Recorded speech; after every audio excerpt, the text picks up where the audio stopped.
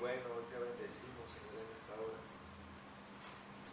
Y estamos agradecidos, Señor, por este privilegio que nos das una vez más, Señor, un viernes más, para poder estudiar tu palabra, Señor, para poder escudriñarla, Señor, porque nosotros anhelamos, Rey de la Gloria, anhelamos, Señor poderoso, que, bendito Dios, anhelamos, Señor, que tu verdad, Señor, esa verdad poderosa, se plasme en nuestros corazones, Señor, en nuestro espíritu, Señor, se ha grabado en todo lo que viene del cielo, Señor, todos los secretos que están en la palabra, Señor, la palabra que es la que tú quieres que comamos, Señor, la palabra que es la que tú quieres que nosotros bebamos, Señor. Aquí está, Señor, y nosotros estamos con disposición, Señor, con alegría, amado Dios, para escuchar lo que tienes por decirnos, Señor.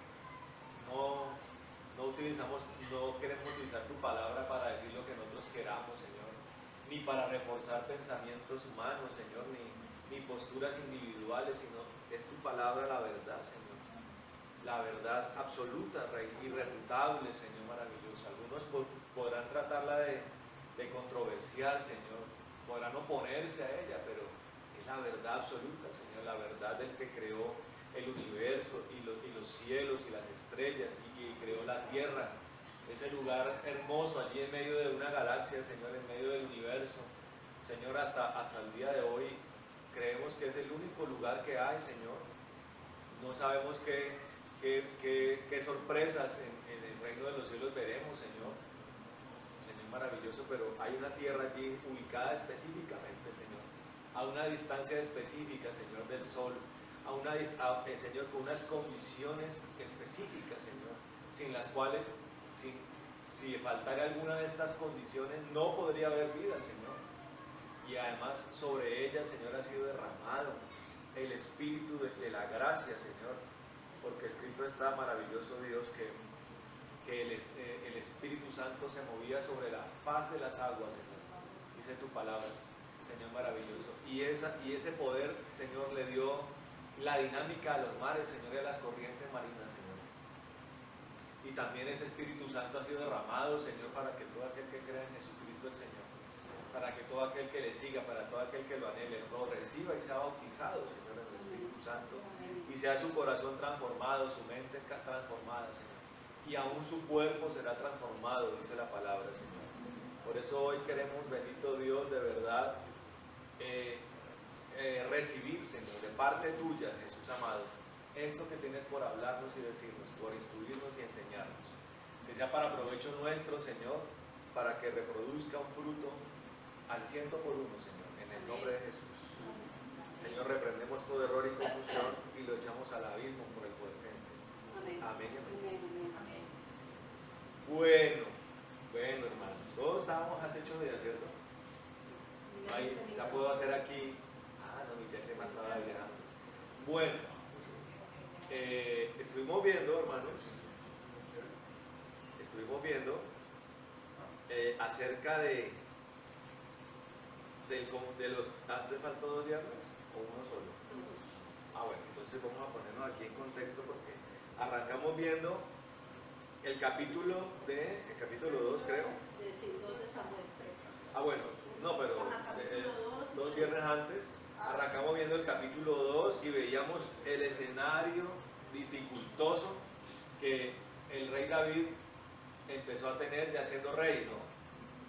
Ya ejerciendo el reemplazo ya de Saúl. Vimos cómo recibió un reino con problemas, sí, porque a pesar de que Dios legítimamente lo había escogido a él, la casa de Saúl, que era el rey que había muerto, no quería, no aceptaba esto, y se levantaron contra él, ¿no?, en rebelión, y que quisieron colocar un rey paralelo llamado Isboset, hijo de Jonatán, ¿sí?, y apoyado por un hombre de la casa de David llamado Abner, que fue el que organizó toda la conspiración en contra de David, y escogieron a alguien del linaje, ¿no?, para ser rey, porque ustedes saben que los reyes generalmente son personas que vienen del linaje.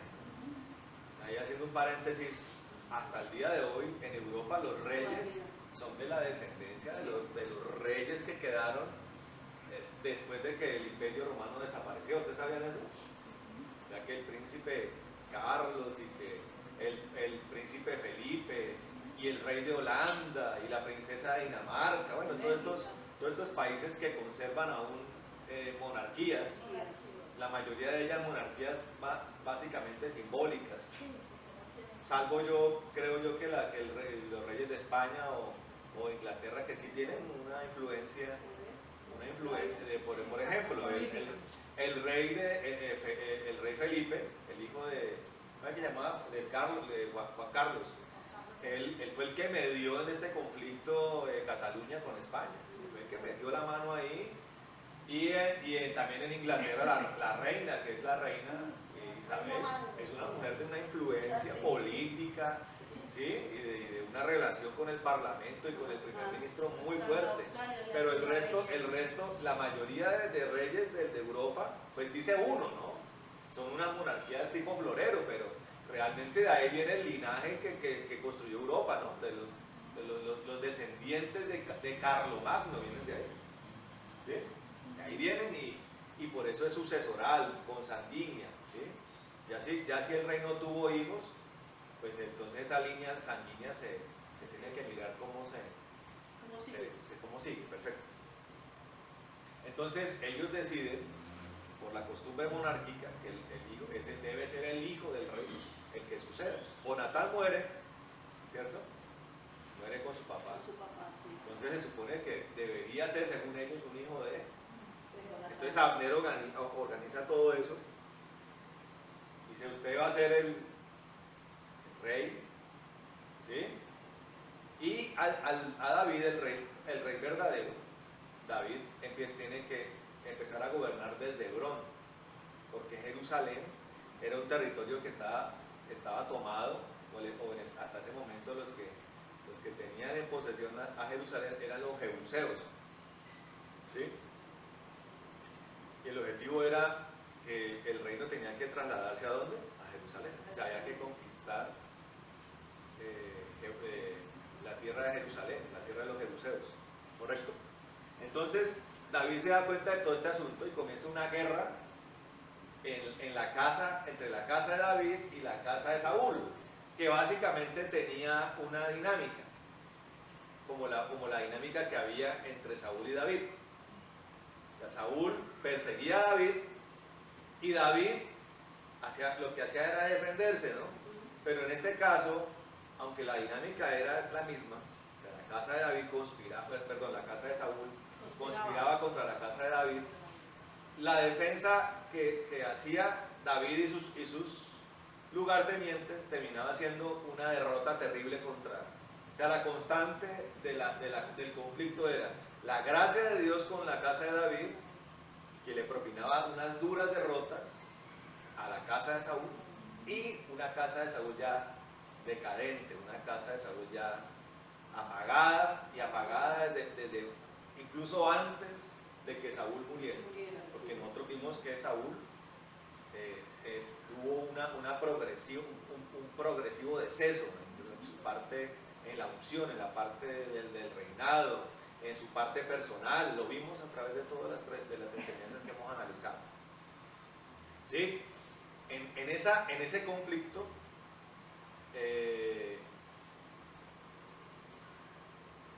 Abner termina matando un hijo de Joab que se llamaba Asler. No sé, es que son Misael, Asael y Joab. Asael. Pero la verdad no me acuerdo cuál de los dos. Sí, Asael. Me parece que es Asael. Asael. Es un hermano, perdón, no un hijo de Joab, sino un hermano de Joab. Abner termina matando a un hermano de Joab que se llama Asael. Correcto. Entonces eso despierta la ira de Joab que hemos visto que era un hombre muy efervescente, ¿no? Apasionado. Era un hombre de fuerte venganza, de furia vengativa. Esa era la característica de Joab. Entonces, ¿qué pasa? Y ahí nos centramos en el estudio de hace 8 días, acerca de algo que ocurrió, y fue que Abner tiene un disgusto con Isboset, porque Isboset denuncia que Abner se anda teniendo relaciones con una concubina de Saúl, ¿correcto? Entonces, Abner se indigna ante la denuncia de Isboset, se pelea con Isboset y le anuncia que va a declarar a David como rey. Entonces analizamos de que era algo extraño ese cambio de actitud, de una actitud beligerante contra la casa de David, contra el rey David, ¿sí? A una actitud donde trata de repente enviar cartas de reconciliación con David. Entonces analizamos dos cosas a partir de eso. La primera, porque entonces vimos que David acepta esas solicitudes que envía a través de los emisarios, solicitud de paz. Y vemos entonces cómo David se caracteriza por una de las características de David.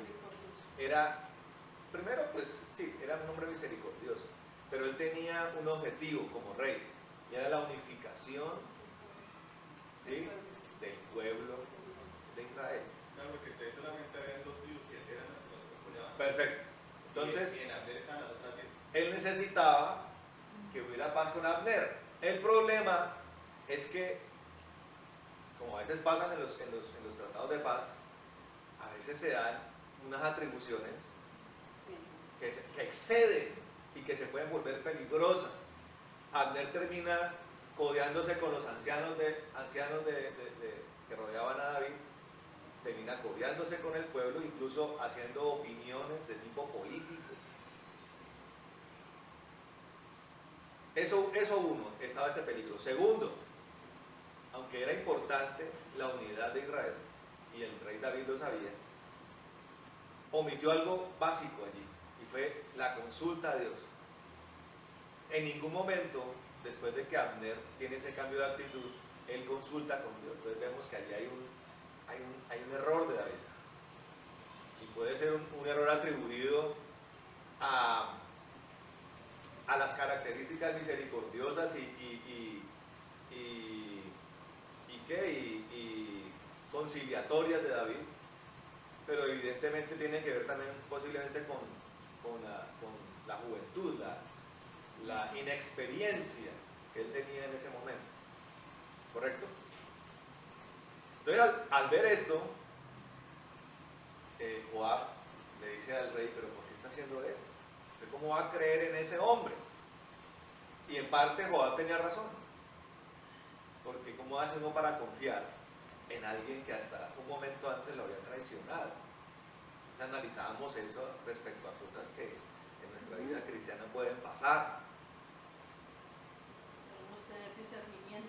Perfecto, entonces hablábamos del discernimiento que hay que tener, porque en la vida cristiana, y no estamos hablando del impío contra el cristiano, porque del impío no vamos a esperar nosotros ni bendiciones, así como el Señor nos las recibió.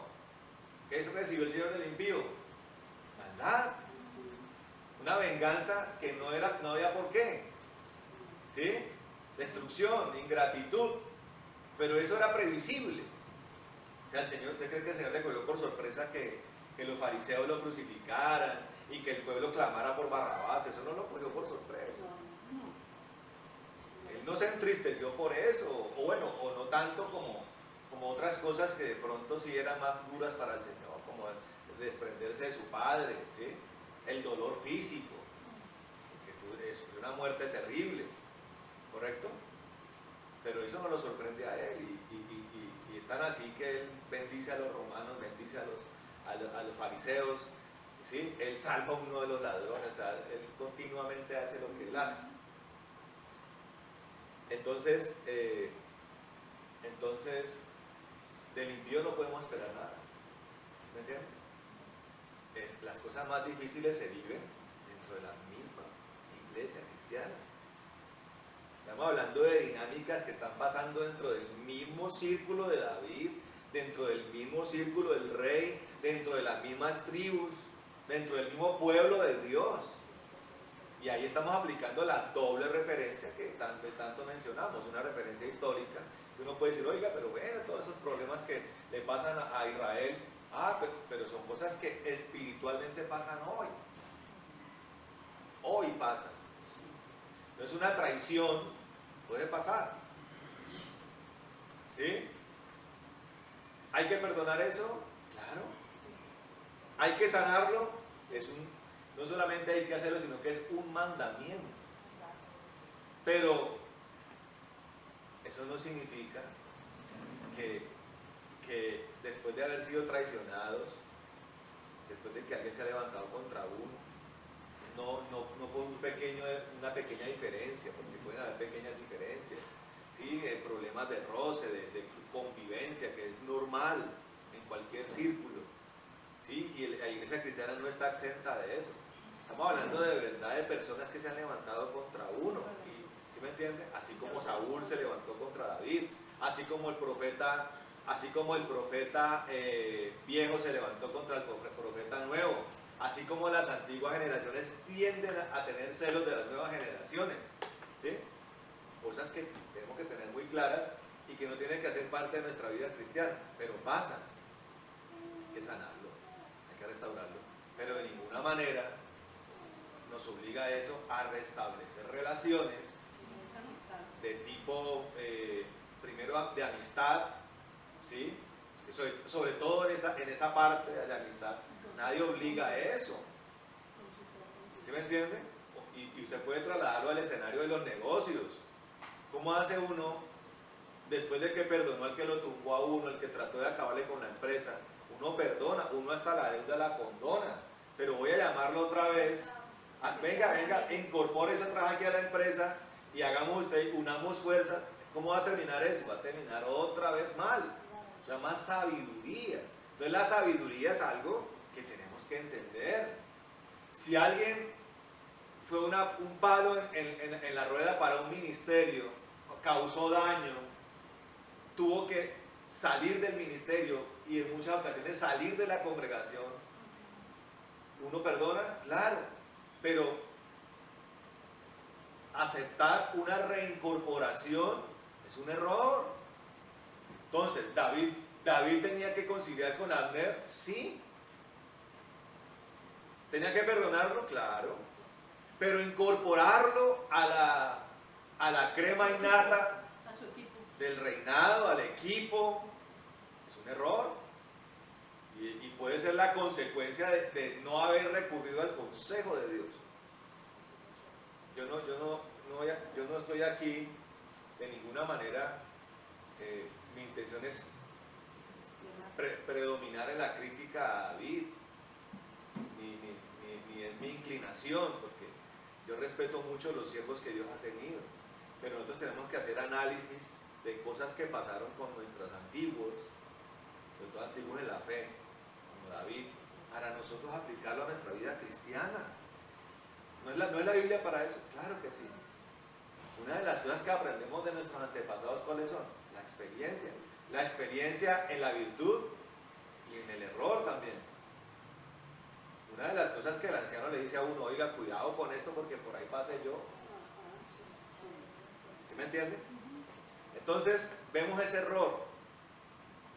Y además mirábamos también que en medio de todo este proceder con Abner, notamos que David descuidó también su amistad con Joab. Sí, que ya sabemos que era un hombre complicado, de un temperamento y un carácter difícil, era un hombre con furia, era un hombre muy inclinado a la venganza, al derramamiento de sangre. Pero mal que bien, Joab fue un hombre que peleó las duras y las maduras con David.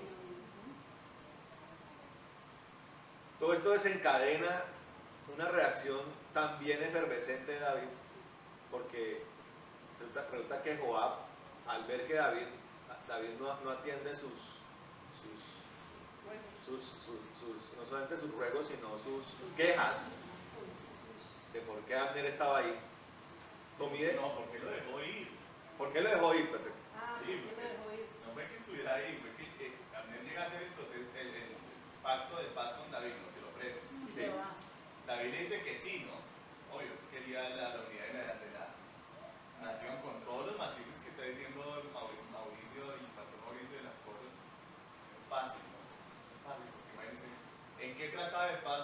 paz y lo perfecto. No hay tratado Muy de paz. complicado. Todo tratado de paz requiere de que uno exija unas cosas y ceda en otras. Sí. ¿Sí? Que ese fue el problema aquí en Colombia con el tratado de paz.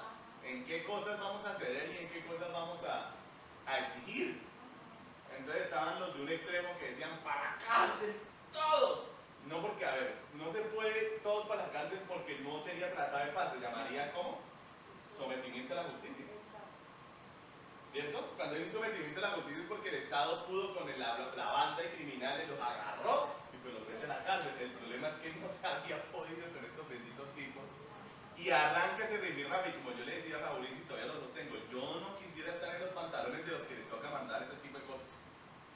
Porque tome la decisión que usted tome, va a salir criticado. Sí. Eso, hermano, por donde sea usted va a salir con enemigos, los unos se van a quejar que porque fue muy laxo, los otros que porque fue muy duro, hermano, yo le digo, difícil, muy difícil.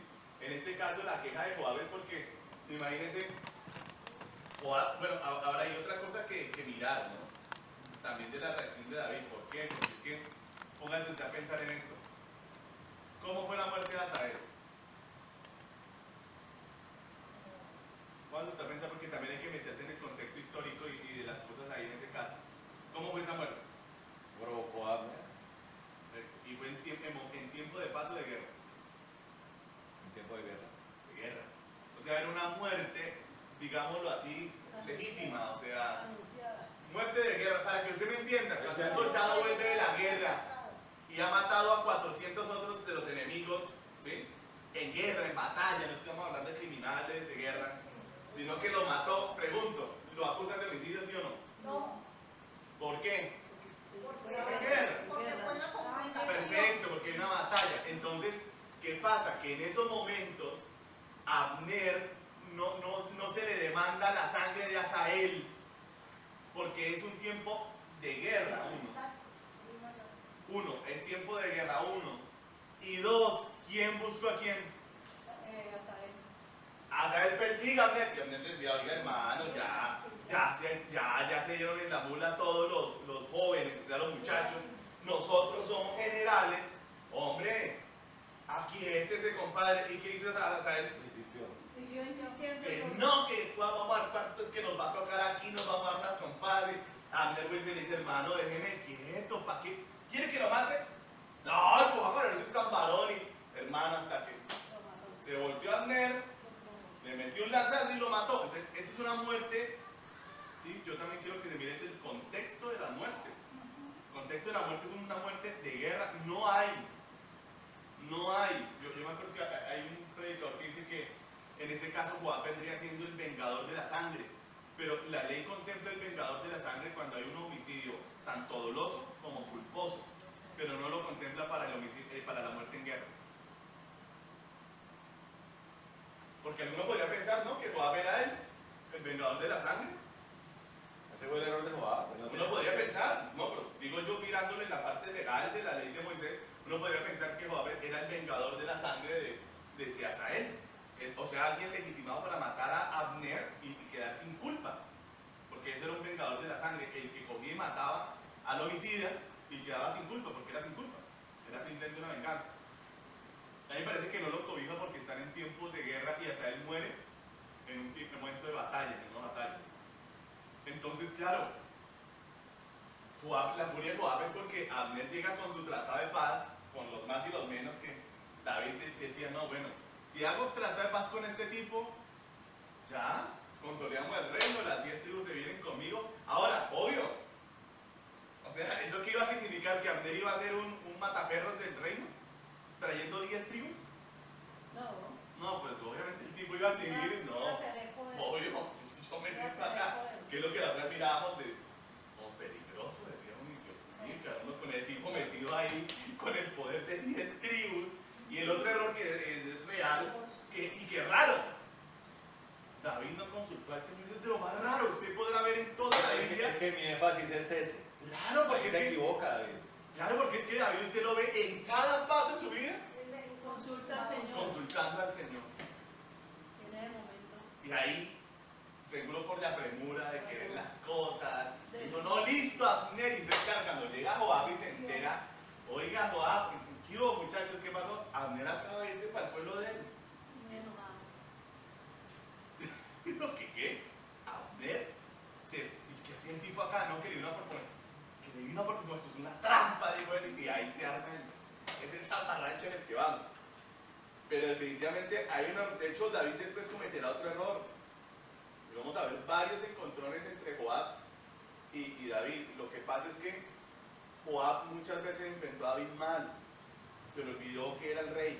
Sí. Y eso fue un error en Joab. Pero en el siguiente error que veremos más adelante es cuando David manda a hacer un censo y Joab le dice, ahí sí le habla con esa diplomacia, que el Señor bendiga al pueblo de mi Señor el rey y todo, pero ¿para qué lo hace David? Ahí le habló con calma, con cariñito, pero ahí dijo, ¡mamona! Me hacen el censo. Y vean, ¿qué error tan grave? Y también Joab se lo advirtió, le dijo a Davidcito, hermano, eso va. O sea, aquí vamos a ver varios roces entre David y Joab a partir de ese momento, porque hasta ahí no han habido roces. Pero a partir de ese momento, la relación entre ellos dos, aunque siguen juntos, se vuelve bastante tensa, bastante difícil. Sí, otra de las cosas que hablamos fue que, bueno, es que obviamente eran cosas como personales, ¿no? No podemos decir que eso es lo que el Señor lo dijo, sino que es una forma de estudiar el pasaje. Entonces, consideramos que David, sí, Joab falló, no era el vengador de Abner, es verdad, porque Abner. Pues es mi opinión, maestro. No, y yo estoy de acuerdo con eso. Es mi opinión, es porque es que no sé si la ley no contempla las muertes en tiempo de guerra como posibilidad de venganza de sangre. Supongo, es que sí, yo creo que lo que pasa es como todo lo legal, ¿no? Lo legal hay que llevarlo al estrado. Sí, es difícil. ¿Sí me entiendes? Hay que llevarlo al estrado. Están los jueces. Israel, un hombre era un pueblo que entendía la labor de los jueces. Eso tenía que ser llevado al estrado. Bueno, y todo eso le falló a David por el afán de firmar algo con Abner. Él debió haber establecido, mire, Joab, mire, Abner, mire, pueblo de Israel. Sí, Abner le ocasionó la muerte a Asael, pero mire, fue en estas circunstancias. Claro, por lo tanto, no testigos, todo eso. Claro, sí. Y de haber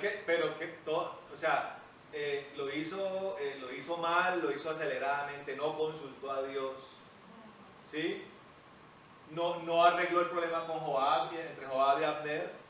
Y además, me parece que obró con bastante dureza contra Joab.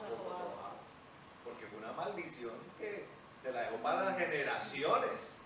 Prostituciones entre las mujeres de su descendencia, lepra, pobreza, lepra, eso no son cualquier cosa.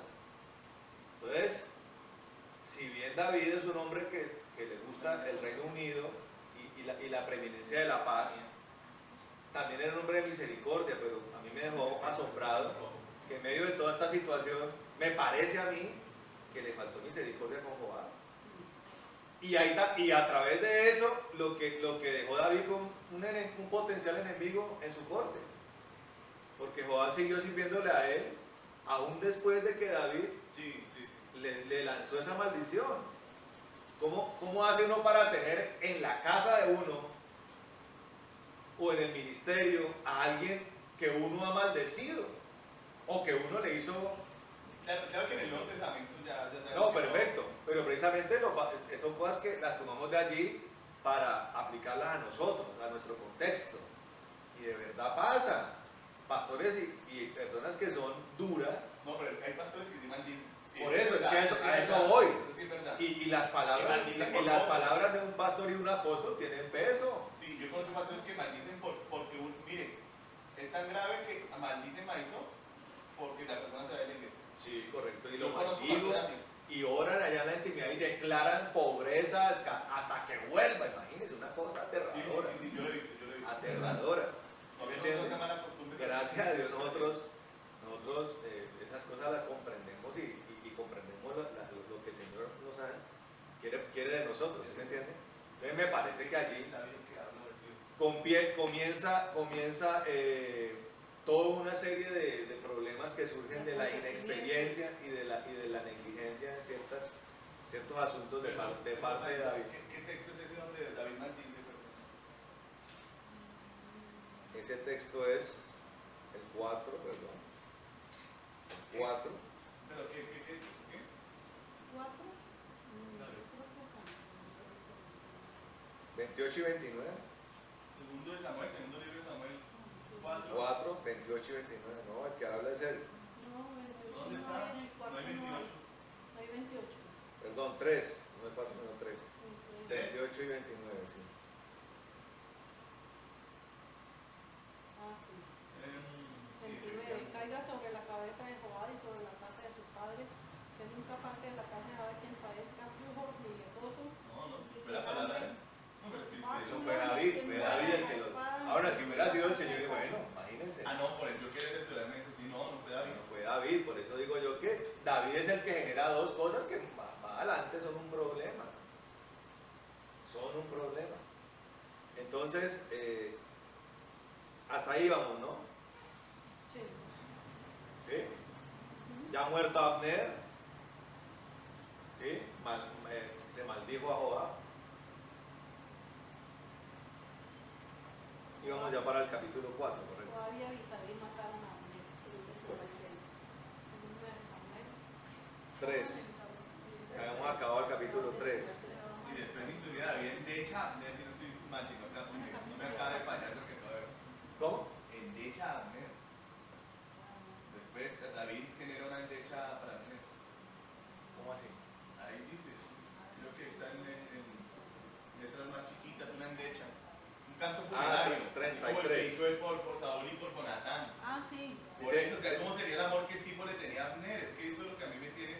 Yo no sé si es que ellos tuvieron más relación ahí durante el reinado de Saúl. Es posible, es posible. Sí, porque dice Entonces no que- lo sabemos. Mire Dice cómo les dejan. 31. Dice, entonces dijo David a Joab y a todo el pueblo que con él estaba: rasgad vuestros vestidos y ceñid de cilicio y haced duelo delante de Abner. Y el rey David iba detrás del féretro.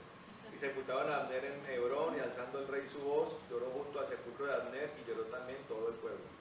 Y endechando el rey al altísimo, y endechando el rey al mismo Abner, decía: ¿había de morir Abner como muere un villano? Tus manos no estaban atadas, ni tus pies ligados con grillos. Caíste como los que caen delante de malos hombres. Y todo el pueblo volvió a llorar sobre él. Ah, sí, lo endechó. O sea, solamente son 2 versículos, más larga la endecha sobre Saúl y sobre Jonatán, pero a veces ves el amor que el tipo le tenía. Claro, Sí. claro.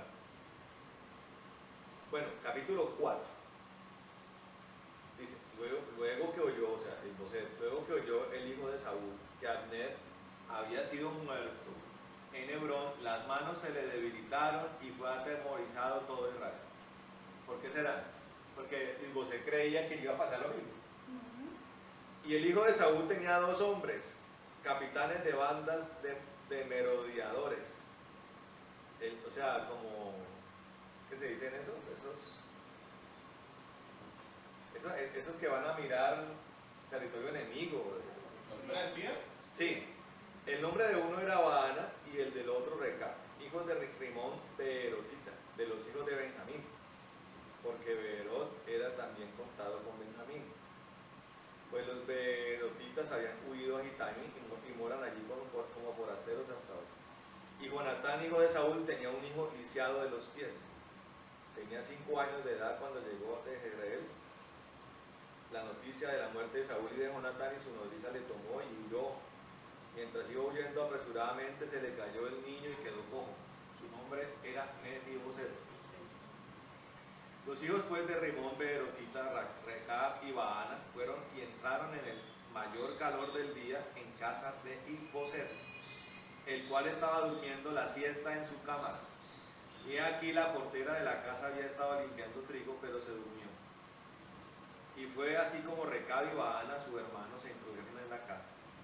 Cuando entraron en la casa, Isboset dormía sobre su lecho en su cámara, y lo hirieron y lo mataron, y le cortaron la cabeza. Y habiéndola tomado, caminaron toda la noche por el camino del Arabá. Y trajeron la cabeza de Isboset a David en Hebrón, y dijeron al rey: he aquí la cabeza de Isboset, hijo de Saúl, tu enemigo, que procuraba matarte.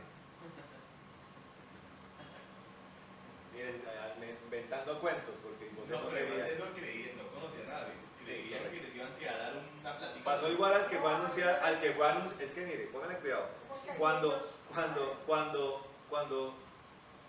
muere Saúl, la Biblia claramente nos enseña que él se suicidó, enterró su espada y se arrojó sobre ella, o sea, se atravesó él mismo. Cuando muere Saúl, entendiendo la gente que Saúl detestaba a David, fue un hombre creyendo que David se iba a alegrar por la muerte de Saúl. O sea, ya de por sí, esa presunción de alegría era un error del hombre. Pero además de eso agregó una mentira.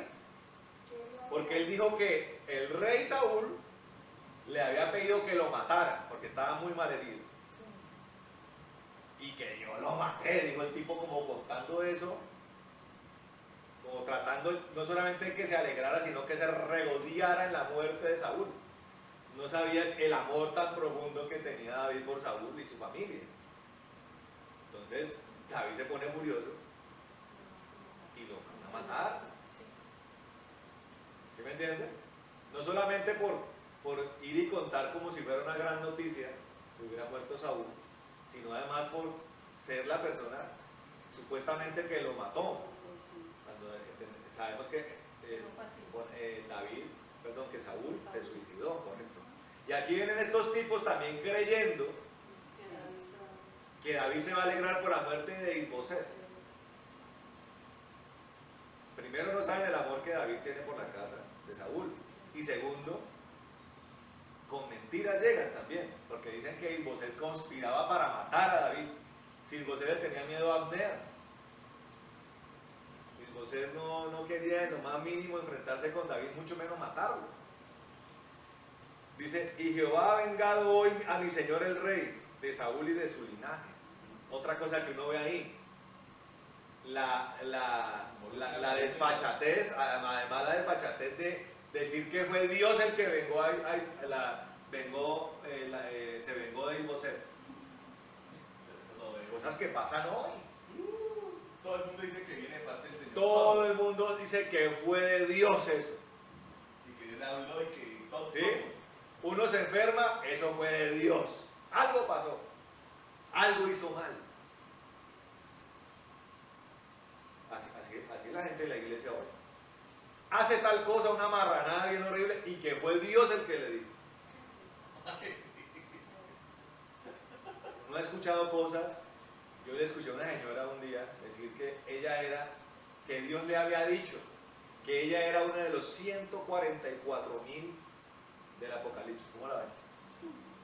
Yo me quedé mirándola. Yo dije, pero ¿te he leído la Biblia? ¿No se ha enterado que los 144,000 son una élite extraída de las tribus de Israel? Y creo, aunque no estoy 100% seguro, que todos son varones. Y parece que todos son varones y vírgenes además. Sí, de hecho porque dicen... Una especie como de nazareato del último tiempo, pues. Dice que son 144,000 que no se han contaminado con mujer, o sea, correcto. Hombres vírgenes. A esa misma mujer, una señora de los 144,000. A esa misma mujer me tocó a mí el Señor me mandó antes de salir de Oraves a decirle que ella era una falsa profeta. Se lo dije, usted es una falsa profeta. Arrepiéntase mientras tiene oportunidad. Y son esos los que se la pasan diciendo, Dios me mandó. Estos tipos, miren todo lo que hicieron en poquito tiempo. Matan al pobre Isboset. Pobrecito ahí, un tipo puesto ahí. No saben el amor que tiene el rey por la casa de Saúl. Lo matan dormido, ¿no? Lo matan dormido además, y en acto de cobardía. ¿Sí? Indefenso, correcto.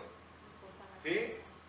Además le cortan la cabeza, que eso es la mayor humillación contra una persona. Cortar la cabeza es, por eso David le cortó la cabeza al filisteo, ¿sí? A Goliat, para darle a entender a Filistea que era, mejor dicho, la cosa fue terrible, y fue terrible, o sea, hasta lo sumo, o sea, fue vergonzoso eso. Y llegan creyendo que David se va a poner contento, y llegan diciendo que fue Dios el que lo mandó, que Dios vengó. Y David respondió a Recab y a su hermano Baana, hijos de Rimón Beerotita y les dijo: vive Jehová, que ha redimido mi alma de toda angustia. Que cuando uno me dio nuevas diciendo: aquí Saúl ha muerto, imaginándose que traía buenas nuevas, yo lo prendí y lo maté en Siclac en pago de la nueva.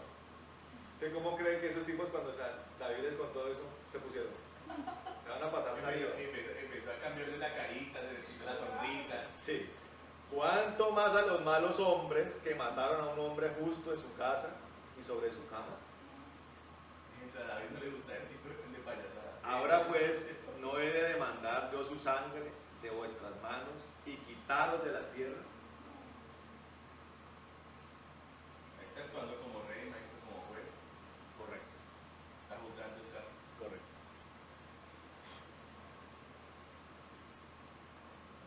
Entonces David ordenó a sus servidores y ellos los mataron y les cortaron las manos y los pies y los colgaron sobre el estanque de Hebrón, en Hebrón. Luego tomaron la cabeza de Isboset y la enterraron en el sepulcro de Abner en Hebrón. ¿Cómo la ven? Cuando yo leí esto me pareció duro. Claro, obviamente, ¿no? Estamos entendiendo que son otros tiempos, ¿no? Otra relación entre el pueblo de Dios y Dios, ¿no? Que nosotros tenemos de por medio la gracia. Una gracia que se basa en la misericordia. Ya en el futuro el Señor se encargará de todos aquellos que se rebelaron contra Él y no se arrepintieron. Porque, como decía el pastor Antonio, hay pastores que parece que estuvieran viviendo en el Antiguo Testamento. Y a unos bendicen y a otros maldicen. Sí, y ojalá declaro que tu iglesia se queme. Y que te enfermes. Y te maldigo. ¿Cómo así? Y lo grave es que hay un mandamiento con él. Porque la Biblia dice con mucha claridad: no maldigáis, bendecid, no Aún- maldigáis. Está prohibido, no se puede hacer. Perfecto. Aún a nuestros enemigos humanos, ¿no? Ahora, tampoco nosotros podemos ir maldiciendo a los demonios. Eso, eso lo dice Judas, ¿no? Sí, sí, así No anda dice mal, la maldición, no anda, nosotros tenemos la autoridad para batallar contra ellos y reprenderlos. Y de hecho, cuando se trata de Satanás, cuidado, hermanas y hermanos, andar reprendiendo a Satanás. Así nomás. Lo correcto es que el Señor te reprenda. No lo hizo ni el arcángel Miguel con el poder que tenía él, que tiene él. Guerrero de guerreros, él dijo a Satanás que el Señor se reprenda. O sea, nosotros tenemos una guerra espiritual donde tenemos una capacidad bélica para enfrentar a los demonios, atarlos y reprenderlos. Pero eso de andar uno reprendiendo a Satanás, cuidado. Y a los demonios no podemos andar maldiciéndolos. Y a los hombres tampoco. Y entendamos que nuestra guerra no es contra carne ni sangre. La guerra de David era contra carne y sangre, sí. Sí, en este caso sí, todavía está. Claro.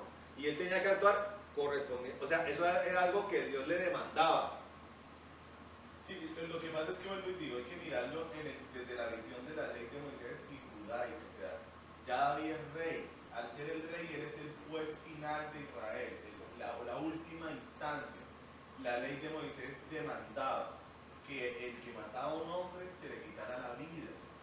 En el caso de Joab, ahorita ya mirándolo ahí, es posible que en vez de David mandar a matar a Joab por la muerte de Abner, lo que hizo fue maldecirlo.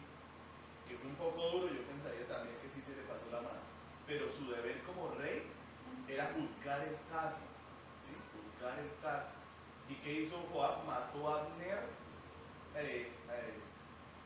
con engaño. Correcto. En tiempo de paz, en un momento de paz. O sea, fue un homicidio. La ley de Moisés que exigía Claro. que mataran a Joab. Pero pues, matar a un general de ese ejército no hubiera sido negocio. Entonces, él lo maldice. Es una situación muy compleja. Sí, muy compleja y muy dura. difícil. Ahora, llegan este par de tipos diciendo: mira lo que hemos hecho. Ay, pues, sí, no. No, por ahí no va la cosa. Y dice: no voy a demandar yo la sangre de ese hombre que mataron en la cama. Dice: ¿ustedes? O sea, no se las va a cobrar. ¿Qué decía la ley? La ley decía: ojo Por por ojo diente por diente, vida Por por vida. Ahí ya es una cosa que uno no se va a asombrar, es como en los países que hay pena de muerte. El juez tiene la potestad, me parece terrible. Y cuando piden que en Colombia haya pena de muerte, yo digo, pero que ¿a quién se le ocurre pedir semejante barbaridad en un sistema jurídico como el nuestro tan pésimo? Eso uy, no, es impensable. Pero hay países, hermano, cogen al tipo, violó, mató a 3 muchachas, las descuartizó y el juez dice, hermanito, sí, y es una potestad, todavía está el día de hoy. Y en la ley también había la pena de muerte, ya la verdad. Entonces, claro, no se escandaliza, pero lo que a mí respecta, era la ley y era justicia. ¿No les parece justo lo que hizo David? Ustedes dos matan a un tipo acostado, la pagan. Me parece que es justo ante los ojos de la ley y ante los ojos de Dios también se hizo justicia. Hoy en día dirían, no, se van de cadena perpetua, bueno, o de 60 años, pero esa es la ley de Dios. Ahí la ley que rige es la ley de Moisés. Y la ley de Moisés decía, bajando. Correcto. Bueno, capítulo 5. Vinieron todas las tribus de Israel a David en Hebrón y hablaron diciendo, henos aquí, hueso tuyo y carne tuya somos. Y aún antes de ahora, cuando Saúl reinaba sobre nosotros, eras tú quien sacabas a Israel a la guerra y lo volvías a traer. Además Jehová te ha dicho, tú apacentarás a mi pueblo Israel y tú serás príncipe sobre Israel. Vinieron pues todos los ancianos de Israel al rey en Hebrón y al rey David, y el rey David hizo pacto con ellos en Hebrón delante de Jehová y ungieron a David por rey sobre Israel. Era David de 30 años cuando comenzó a reinar y reinó 40 años.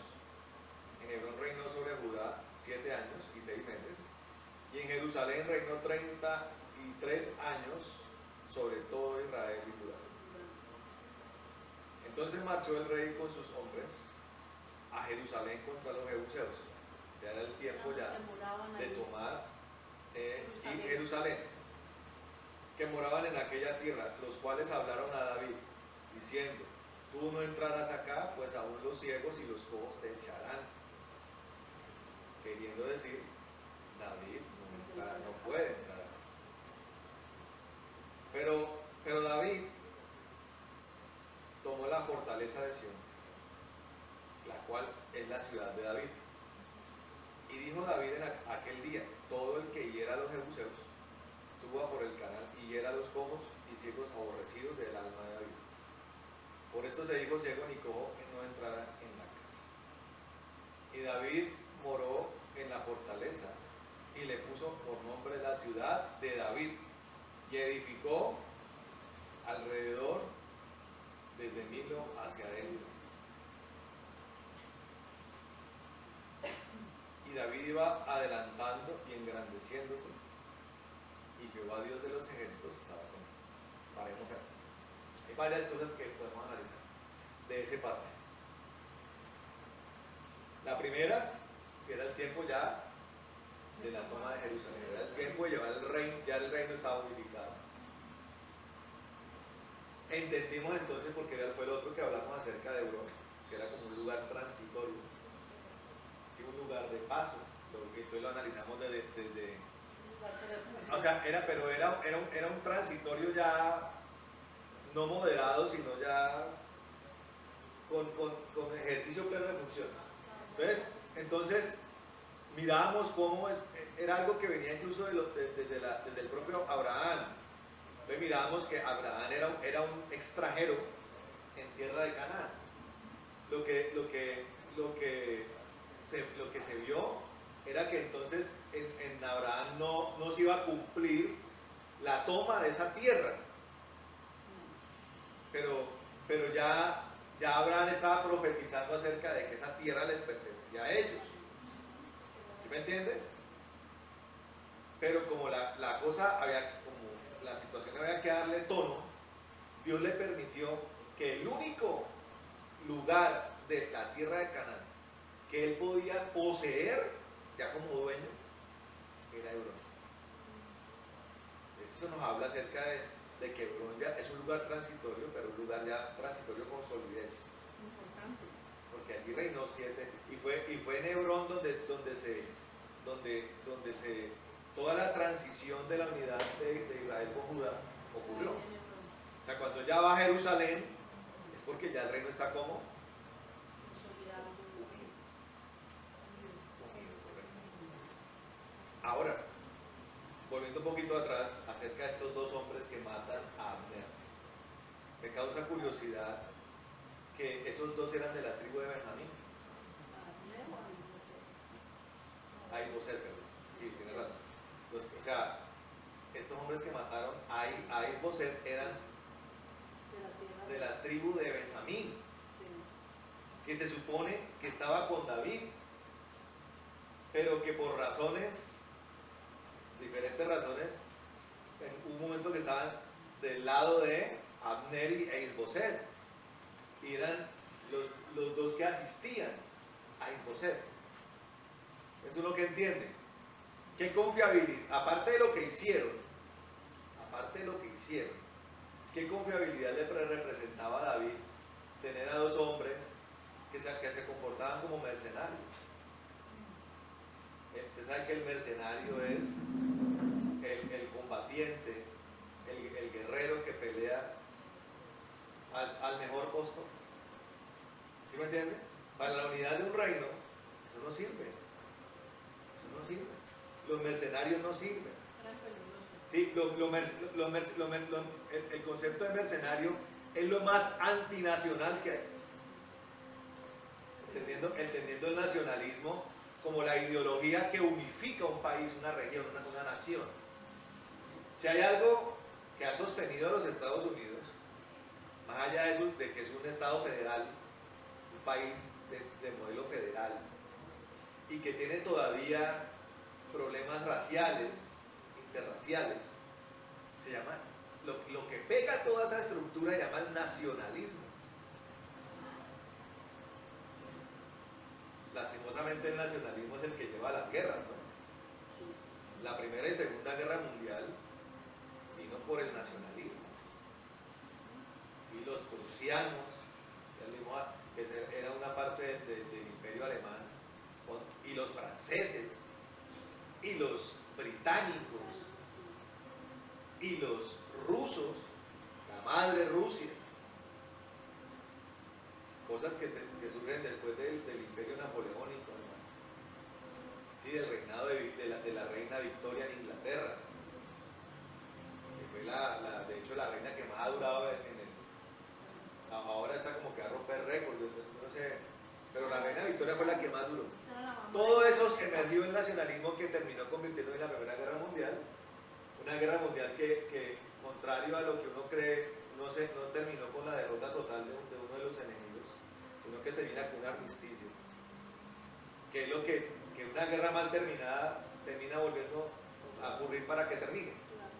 O sea, básicamente la gran guerra, lo nacionalismo es eso.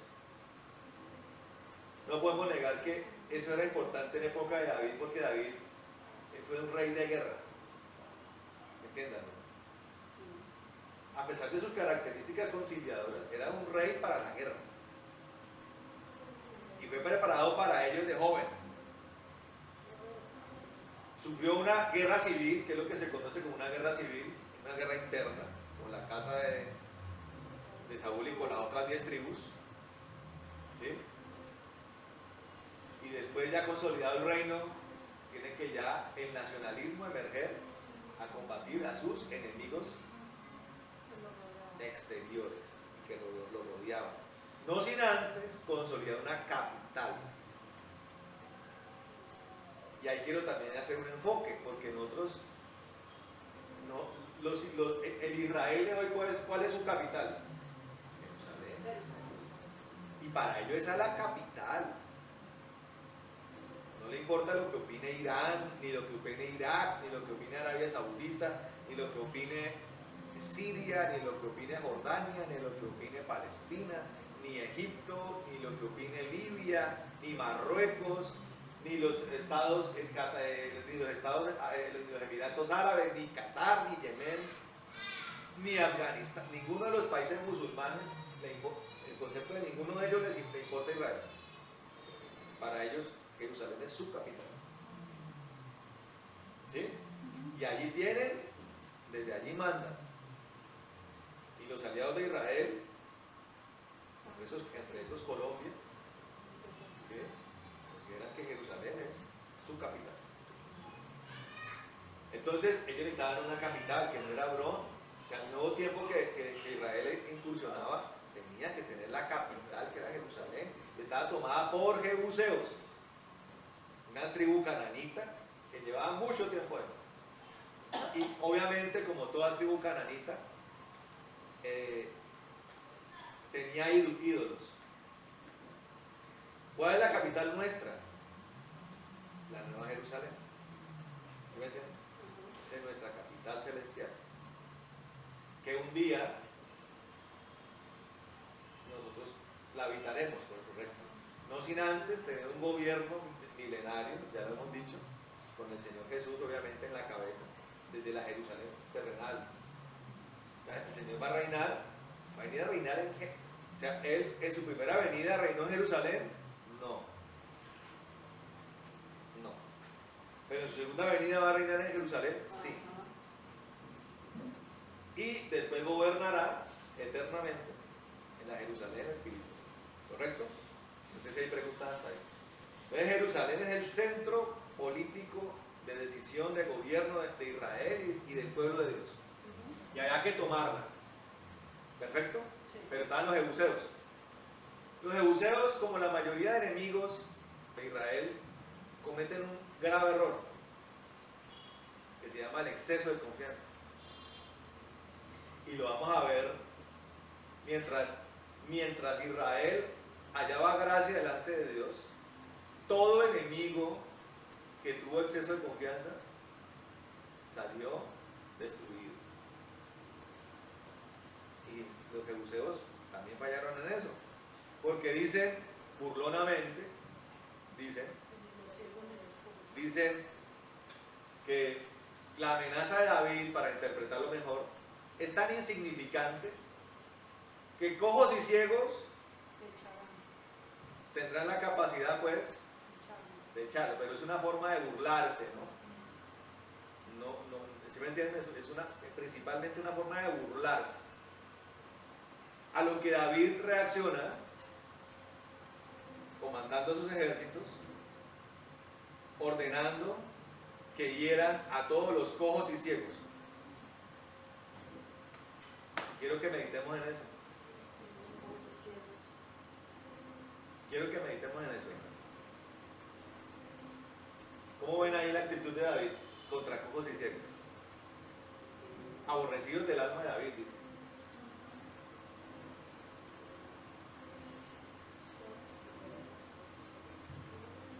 ¿Cómo fue los jebuseos con David? Fueron sarcásticos, ¿cierto? Sí. ¿Y cómo respondió David?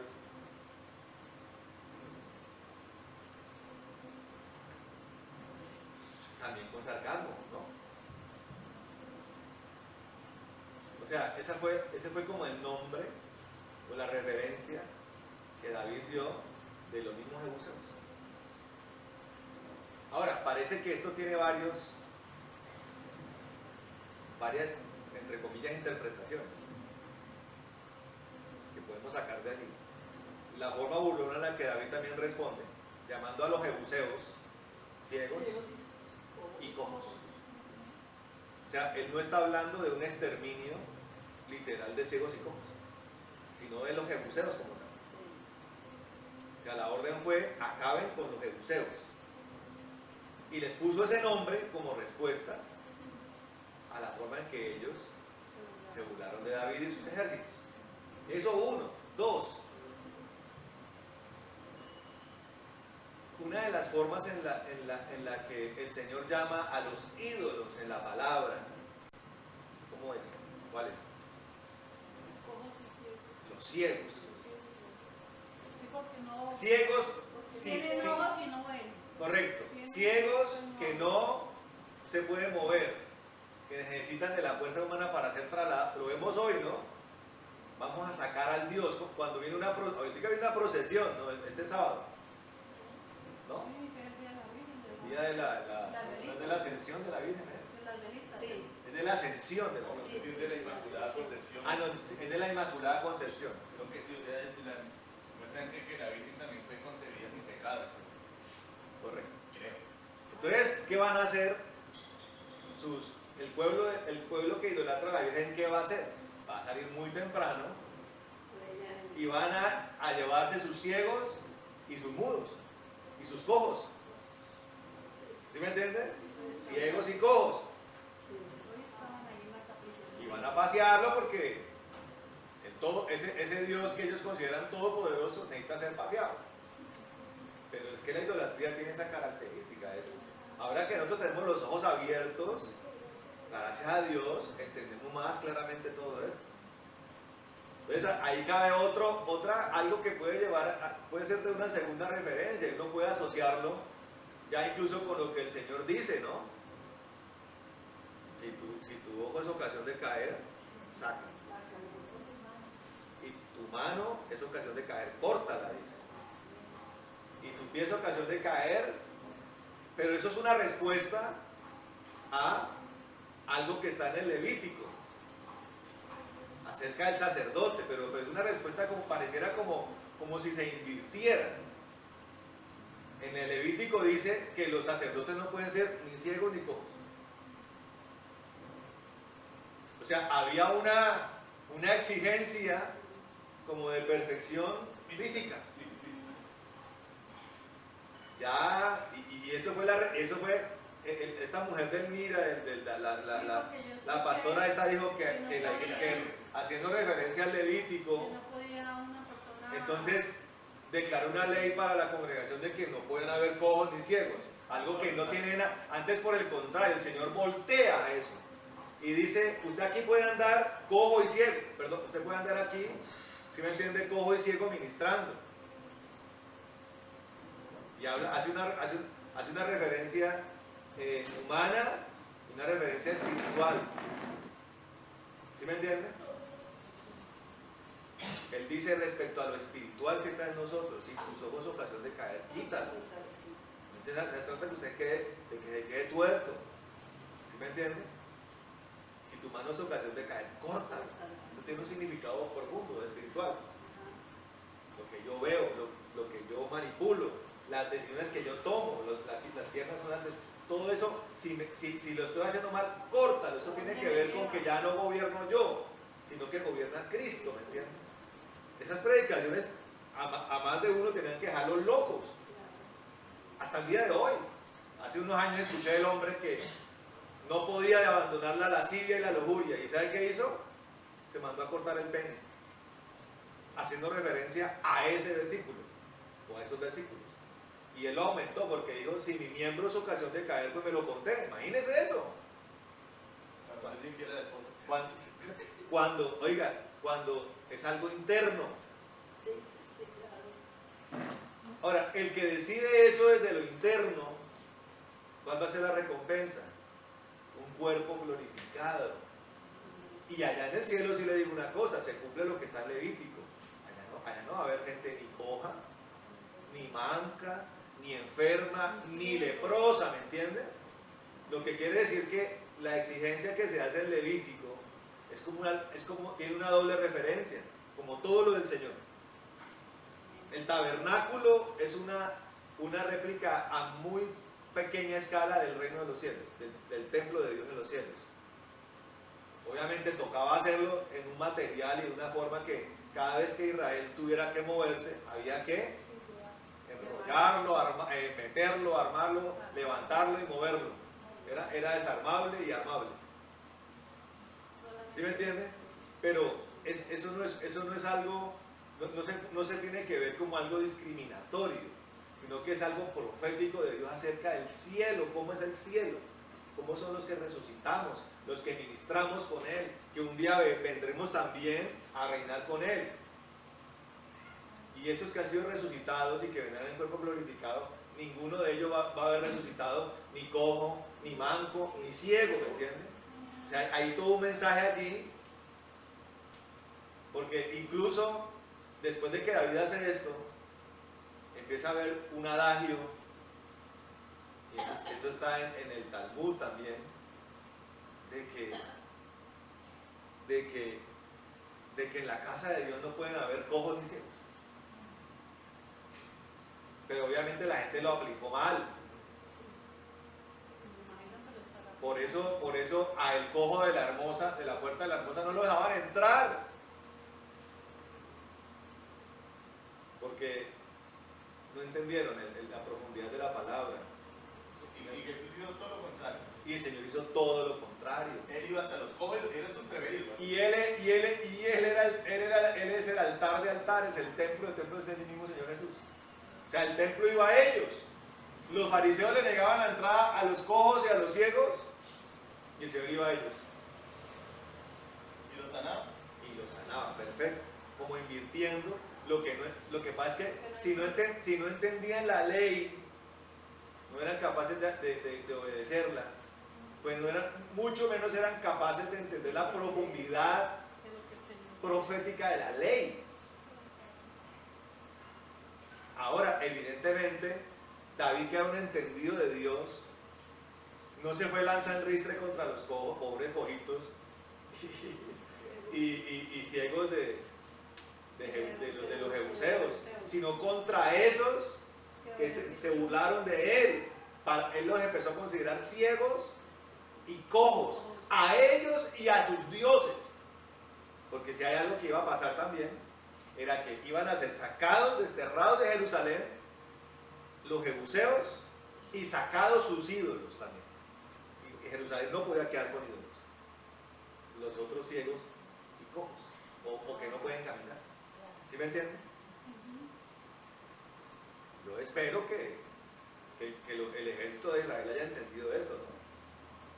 O le haya transmitido la claridad de lo que... ¿Sí me entienden? Ahora, otros dicen, yo esa parte no la creo, de que David y su ejército terminaron matando literalmente ciegos y cojos que porque los habían puesto de carne de cañón. Entonces, como tenían que entrar a Jerusalén, pues tenían que matarlos a ellos primero. Y podría ser, No es posible. pero es que en una guerra, ¿sí me entienden? Pasa hoy, ¿no? Lo que hacen los palestinos, miren cómo las cosas de esa época pasan hoy. ¿Qué hacen los palestinos? Y más que los palestinos, los países árabes que quieren enfrentarse con... Los países árabes no tienen la capacidad ni militar, ni tienen la gallardía de enfrentarse contra Israel. Ya no un Israel desarmado, sin un territorio, sin un ejército, sino ya un Israel armado hasta los dientes, con un territorio propio, con armas nucleares. Venga para acá a ver, aquí tenemos armas nucleares, y además con la protección de los Estados Unidos. Y además, sobre todo, el respaldo de Dios, porque Él cumple sus promesas. Y yo no sé si Israel como pueblo está haciendo bien o mal las cosas, eso yo... Pero Dios tiene una promesa por cumplir, ¿correcto? Y entonces estos países utilizan a los palestinos para que se enfrenten a hacer lo que ellos no son capaces de hacer. Y los palestinos colocan a las mujeres, a los niños y a las personas en condición de discapacidad como escudo humano. Como escudo humano. ¿Sí me entienden? ¿Y qué hace Israel? Termina matando el escudo humano. Entonces te ve el reguero de niños mutilados. Mire, ese es un escenario que me parece terrible, o sea, una cosa horripilante. Pero entonces, si eso pasa hoy, puede ser que también haya pasado. Entonces puede ser por tres razones también. Porque David contestó de manera similar, llamándolos a todos los ciegos y los cojos. También lo hizo por razón de sus dioses, ciegos y cojos, muñecos que tenían que ser destruidos. Y también porque si tenían que entrar a Jerusalén, que además era algo que tenía que hacer el rey, por mandato de Dios, había que hacerlo. Les tocaba pasar por encima de cualquiera. que analizar desde la perspectiva nuestra, de la gracia, de la misericordia. Todo lo que David hizo es difícil, pero hay que entenderlo desde el contexto, desde la coyuntura, desde la dispensación en la que estaba David. Y además, mucho más, habiendo sido Dios el que lo mandó a eso. Como las mujeres embarazadas y ancianos y niños de brazos que murieron en la destrucción de Canaán. El Señor decía que del más anciano hasta la mujer, hasta el niño que estaba en el vientre. O sea, ¿qué tenían que hacer los israelitas? Tenían que matar la mujer y matar el bebé que estaba dentro. ¿Mandado por quién? Por Dios. Y Dios tenía razones sólidas para eso. Porque una de las cosas que hace el Señor es extirpar de raíz la maldad en la tierra. Y vuelvo y repito, hago alusión a lo que siempre digo acerca de Europa. Yo no confío en esa Europa ahora pacífica, progresista, amante de los derechos humanos, que dicta cátedra de pacificación y de modernidad a todo el resto del mundo. Después de que saquearon el mundo, violaron cuanta mujer se les atravesó, cometieron las más terribles masacres y genocidios de la historia, robaron todo lo que pudieron. Ahora son ellos los que dictan la forma en que debemos salir de lo que ellos mismos ocasionaron. Y además de eso, fueron los gestores de las dos más grandes masacres de la historia de la humanidad, llamada la Primera y la Segunda Guerra Mundial, sin contar cruzadas y exterminios étnicos y exterminios religiosos. Todo eso lo hizo Europa. Entonces, Dios sabe, y yo lo sé porque Dios le revela a uno, que ese gen está ahí. Y que lo único que ha hecho Europa es ponerse una careta. Pero no ha sido Europa la que se la ha puesto, ha sido el enemigo que ha puesto, porque de ahí va a salir, el gran hombre, que me parece, el humanismo y el progresismo me parece tan hipócrita porque hablan de humanidad, de derechos humanos, de igualdad, de equidad, pero una de las cosas que es, de hecho, de las cosas más abominables que el ser humano ha hecho en su historia se llaman los abortos. Y hoy que se hacen a gran escala y de manera industrializada. 100 millones de muertos al año. La Primera y la Segunda Guerra Mundial sumaron entre 60 y 70 millones de muertes. Escuche esto, de muertes. Al año en el mundo, casi el doble por año de lo que murió en la Primera y la Segunda Guerra Mundial. Pero es un genocidio que parece que no se ve, ¿no? Porque es silencioso. Es silencioso. La mujer que entra a una sala de cirugía de aborto sale limpia, le hacen el legrado, se pone su jean, cuídese, tómese un acetaminofén, un ibuprofeno y siga su vida promiscua, porque así como los árabes utilizan a los palestinos como caballitos de batalla para que se peleen contra ese tigre llamado Israel, una pelea entre un perro y un tigre, ¿cómo termina? Los militan. El perro termina despedazado. Y eso es lo que pasa. Estos tipos se lanzan contra los israelitas a pelear con tanques contra tanques de guerra, ejército, fuerza aérea, fuerza naval, fuerzas especiales, que las de Israel son de las más terribles y poderosas que hay. Tienen hasta su propia, crearon hasta su propia arte marcial llamado el Krav Maga. Es una cosa de la mayor brutalidad que hay, porque el Krav Maga ataca directamente los órganos blandos. O sea, tipos que tienen la capacidad de destruir ojos, arrancar testículos, destruir el hígado con golpes. Es una arte marcial terrible para la guerra. Ahora imagínense, Israel pasa de miles de años de exterminio, de persecución, y desde que surgen los sionistas y surge el Estado de Israel, ellos dicen no nos va a volver a pasar esto. Se arman hasta los dientes, hasta con ojivas nucleares. Usted vaya a ver un soldado israelí, cómo está armado, y pelean hombres y mujeres también. Hasta mujeres terribles para la guerra. Y allá entran a las zonas de Cisjordania y de la Franja de Gaza con tanques de guerra de lo más sofisticado que hay.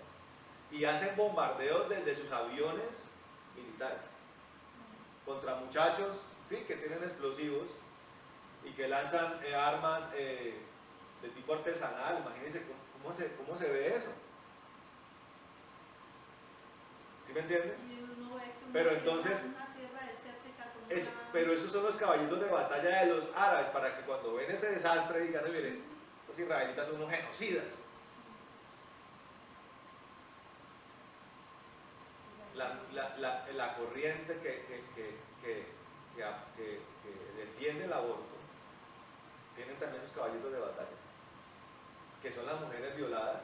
Si las niñitas violadas, los casos sui generis. Las mujeres que tienen a sus niños deformados en sus vientres. ¿Y lo otro es cuál? Son 3. Cuando representa una amenaza para la salud de la mujer. Son las 3 causales. Para decir, estamos en favor de ustedes, batallamos junto a ustedes. Claro, ¿cómo van a hacer esa abominación que viene de una violación, o que viene deforme, o que pone en peligro la vida de la mamá? Pero realmente el trasfondo no es ese. El trasfondo de la mujer que pelea por eso es que quiere seguir viviendo una vida promiscua, Sin consecuencias, sí. sin ninguna consecuencia. Claro, porque ¿cuántos de los casos de aborto son realmente por esos casos? Y han convertido este genocidio como algo reducido desde el concepto médico a algo simplemente casi que ambulatorio. No, de hecho ambulatorio es. Como ir y sacarse un grano. Un quiste. Y de sacarse un quiste. Eso es. Con el concepto de que no, eso es una bola de células ahí que ni se le ha desarrollado el sistema nervioso. Ese es el concepto para matar a un niño que no tiene sistema nervioso desarrollado. Bueno, matemos a los cuadraplégicos entonces. No sienten nada. O a la gente que está en coma, o a la gente que tiene muerte cerebral. O a los de Alzheimer también. O a los de Alzheimer, que ya también matan. O a una persona que tiene un daño irreparable en el sistema nervioso periférico. Matémoslos, porque la vaina es el concepto. Conceptos que uno no escuchaba, sino es de la época de Mengele, de Heydrich, de Himmler, de Hitler. Los subseres humanos. ¿Cómo la ven? Algo que viene del mismo infierno. Entonces ahora ellos van a dictarnos moralidad, ética. Si de ahí va a salir el gran monstruo de monstruos, llamado el hijo de perdición. Entonces, mucho cuidado con siquiera simpatizar con esas cosas.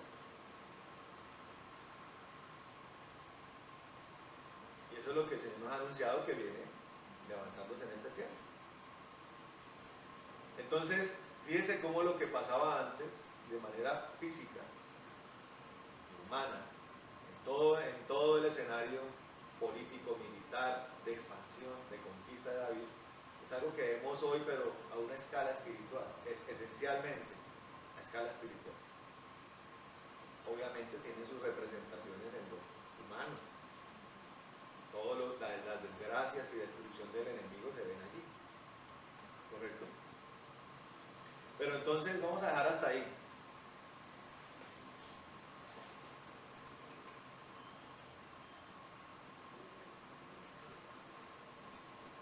Amén. Amén. El próximo viernes vamos a hablar acerca ya de un pacto que Dios hace con David. Amén. No sé si haya preguntas o inquietudes. Vamos a orar entonces.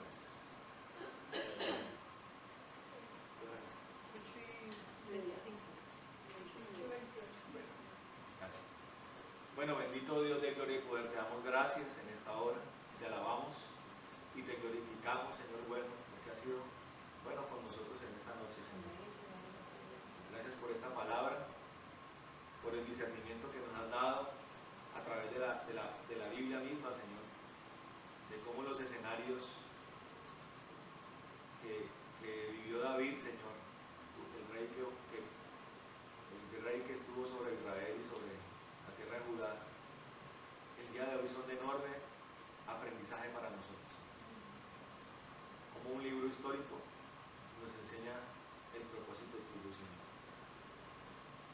Y queremos aprovechar, Señor, en esta noche para Señor, de verdad, decirte que nos ayude, Señor, si algo de nosotros tiene que ser cortado, Señor. Si el ojo malo actúa en nosotros aún hoy, entonces hay que sacarlo, Señor. Si la mano mala todavía actúa hoy en nosotros, pues hay que cortarla, Señor. Y si son pies alguno de nuestros pies, Señor, entonces ayúdanos a cortarlo, Señor. Porque tu palabra dice, Señor maravilloso, que es mejor entrar al reino de los cielos como, Señor, o manco, o tuerto, Señor. Pero sabemos nosotros que cuando nuestros cuerpos son transformados, no hay cojera, Señor, no hay cuerpo mutilado. Es algo que nosotros tenemos que hacer desde acá, en nuestras áreas espirituales y profundas en el corazón. Ayúdanos a esto, Señor maravilloso. Y ayúdanos a poner los ojos en lo importante, Señor, en el destino que tienes para nosotros, que es el reino de los cielos, Señor. Así como Abraham puso la mirada, Señor, en la nueva ciudad, en la Jerusalén nueva, en el reino de los cielos, así pongamos nosotros la mirada allí, Señor. Amado Rey de la Gloria, y como dice tu palabra, que pongamos los ojos en Jesucristo, nuestro Señor, el autor y consumador de la fe, Señor. Y nosotros también tengamos cuidado también del templo espiritual que tú nos has dado, Señor, a conservarlo, Señor, y a permitir que seas tú el que crezca en nosotros y nosotros los que menguemos, Señor maravilloso. Y que a través de esto, Señor, nosotros aprendamos de lo que la Biblia nos enseña y aprendamos a ser, Señor, siervos tuyos, aprendamos a ser reyes y sacerdotes. Y lo más importante, aprendamos a ser hijos de calidad, Señor, obedientes, dependientes, Señor maravilloso, sujetos a ti, Señor. Ayúdanos a que aprendamos de ti, Señor, la mansedumbre y la humildad de corazón, que son tu gran legado, Señor maravilloso, para que podamos hacer la voluntad no la nuestra, sino la de nuestro Padre que está en los cielos. Y a que andemos en sus negocios con un corazón limpio, a que seamos pacificadores, a que tengamos hambre y sed de justicia, Señor, a que, Señor maravilloso, aprendamos la riqueza y la bienaventuranza, Señor, de ser perseguidos por el Evangelio. Y no lo seremos si no vivimos una vida de verticalidad, Señor, de radicalidad, de amor extremo por ti, Señor, y de temor extremo por ti, Señor maravilloso. Y que a través, Señor, de esta legitimidad y de la autoridad que tú nos has dado, saquemos de toda nuestra vida, Señor, a nuestros enemigos internos y externos, en el nombre de Jesús. Que logremos conquistar todas las áreas que tú nos has propuesto y que nos has señalado, en el nombre de Jesús. Señor, te pedimos que bendigas esta congregación, esta misión, esta casa, Señor, que tú nos bendigas y nos guardes, que hagas resplandecer tu rostro sobre nosotros, que tengas de nosotros misericordia, que alces tu rostro sobre nosotros y pongas en nosotros paz, Señor. Cúbrenos con tu sangre, Señor. Desatamos el Espíritu de Jehová, Espíritu de temor a Jehová, Espíritu de consejo, Espíritu de poder, Espíritu de inteligencia, Espíritu de sabiduría, Espíritu de conocimiento, Señor. En el nombre de Jesús. Tu plenitud, que la chequina tuya y tu cruz de fuego estén sobre nosotros, Señor. Todo satanismo, brujería, toda fuente espiritual de las tinieblas la atamos en nombre de Jesús y la echamos al abismo. Declaramos la palabra que dice que ningún arma forjada contra nosotros puede prosperar, Señor. en el nombre de Jesús. Atamos todo caballero de la noche, todo espíritu de morfeo, todo espíritu de ansiedad, todo espíritu de desesperación, de depresión, de tormento, lo atamos y lo echamos al abismo. Todo espíritu de retaliación y venganza, muerte, calamidad y enfermedad lo atamos y lo echamos al abismo en el nombre de Jesús. Te pedimos que nos llenes de tu paz, que nos afirmes en el gozo de la salvación y que tú, Señor amado, acampes alrededor de los que te tenemos y siempre nos defiendas, en el nombre de Jesús. Bendecimos las ofrendas que mis hermanos traen y pedimos que tú las multipliques amplia y poderosamente. Estamos caídos. Ahí está el corriente. No lo digo por eso, me queda por orar por ello también. Señor, te pedimos en el nombre de Jesús que bendiga la vida de mi esposa, Señor, de la pastora. Orar por ella, ¿vale? Señor, en el nombre de Jesús, nosotros la bendecimos en esta hora. Yo la bendigo en el nombre de Jesucristo de Nazaret, Señor, ahora mismo. Tú la toques con tu poder, con tu gracia, con tu favor, que bendiga su mente, su corazón, Señor, bendecimos sus manos, sus pies, todo su cuerpo, toda su alma, Señor, su espíritu, bendito en el nombre de Jesús. En tu mano prodigiosa, Señor, que tu gracia, que tu favor abunde en ella, que traigan regalos celestiales, terrenales, que traigan gozo y alegría, que fortalezca su fe, Señor. Pedimos en el nombre de Jesús ahora mismo, Señor, que traigas sanidad sobre su cuerpo. Destruimos, Señor, toda debilidad. Destruimos, Señor, todo cuadro viral, todo cuadro infeccioso en el nombre de Jesús. Lo reprendemos toda enfermedad, todo debilitamiento, Señor, ahora mismo, y lo clavamos en la cruz del Calvario. Señor, ordenamos ahora sanidad sobre este cuerpo, vitalidad en los huesos, en los músculos, en los órganos, Señor, en sus coyunturas, en su cerebro, Señor, en el nombre de Jesucristo. Amado Dios, Señor maravilloso, ahora mismo y ordenamos, Señor, un fortalecimiento de sus defensas y de su área inmunológica en el nombre de Jesús de Nazaret. Señor, te damos gracias por ella. Clavamos toda enfermedad en la cruz del Calvario, Señor, y atamos todo espíritu de enfermedad y lo echamos al abismo en el nombre de Jesús. Señor, te damos gracias por ella en el nombre de Jesucristo. Amén. Feliz cumpleaños. Feliz. Cumpleaños, pastora, cumpleaños feliz, que los cumpla feliz, que los vuelva a cumplir, que los siga cumpliendo, pero en Cristo Jesús. 30.